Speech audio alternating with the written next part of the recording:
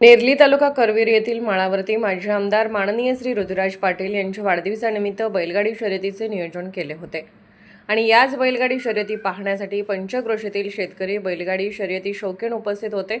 दरम्यान याच बैलगाडी शर्यती पाहत असताना तब्बल 7 चेन शर्यती शौकीन यांच्या गळ्यातील सोन्याच्या तब्बल 7 चेन चोरट्याने लंपास केले असून याची नोंद MIDC पोलीस चौकीत झाली आहे।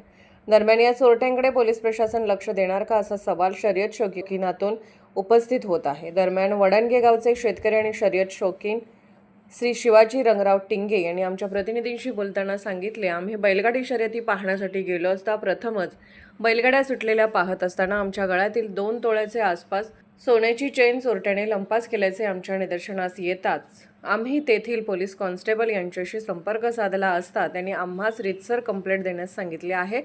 तेथे गेले असता तब्बल 7 जणांच्या गळ्यातील चेन चोरट्याने लंपास केल्याचे पोलीस स्टेशनमध्ये आम्हाला समजले।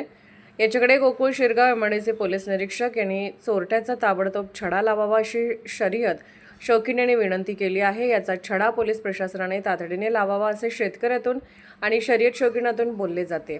तब्बल 15 ते 17 लाखाचा चोरट्याने डल्ला मारला म्हणावा लागेल। सतर्क लाईव्ह न्यूजसाठी वडणगे प्रतिनिधी ज्योतिराम घोडके, वडणगे, तालुका करवीर।